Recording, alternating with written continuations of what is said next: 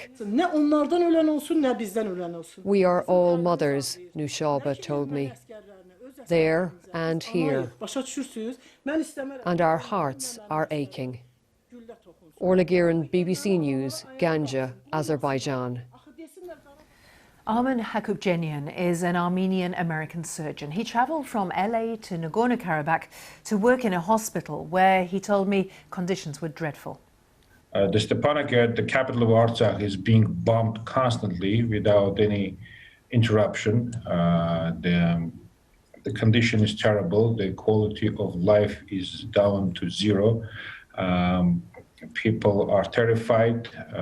The soldiers are obviously outnumbered, and the military weapons that are being used against the not just the Armenian army but also about the civil population is horrific. The conditions of work in the hospital are also terrible because nobody can stay above the first floor because of the bombing.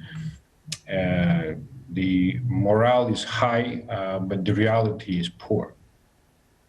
Civilians are dying, and they're dying on both sides. I wonder what you feel as a doctor when you see the pictures today of that wrecked residential apartment block in Ganja in Azerbaijan.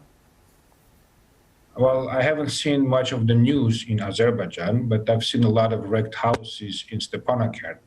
I've seen a lot of civilian injuries and deaths in Artsakh. This is where I was.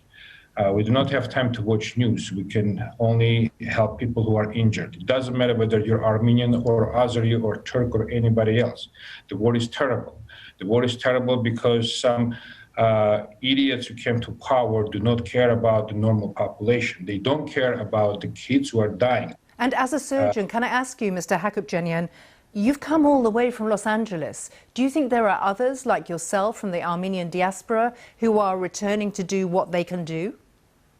Absolutely. There are a lot of surgeons who are willing to come, but we need professionals who can help at the same time. If you're a traumatologist, if you are a thoracic surgeon, if you are a general surgeon who can help with the trauma, those are the doctors who are welcome and needed in those war zones. You are a doctor, I understand, not a politician, but I do want to ask you what outside intervention you think might help. We know that, I mean, Russia brokered this truce. What more are you looking for? I want the truce to continue indefinitely. That's what I want. We want the war to stop. That's what every human being, regardless of your profession, should want. It doesn't matter you're a doctor, politician, you are an engineer, or you are a pilot. Nobody wants to have the war. Nobody wants to have their kids dying. It takes only one relative of yours to lose a life or a limb for you to start thinking about it. People who are in power, they do not send their kids to war. They send somebody else's kids to war. People who are in power, they don't care how many families are going through this tragedy. They just simply want to prove their point. Well, if the presidents of these countries who are starting the war, if Aliyev and Erdogan will send their kids to the front line, then I can understand why everybody else will go to war too. Let's get you some of the day's other news. A controversial police unit accused of human rights abuses in Nigeria has been disbanded following widespread protests. That's according to Nigeria's police chief. In a statement, it was announced that all officers serving with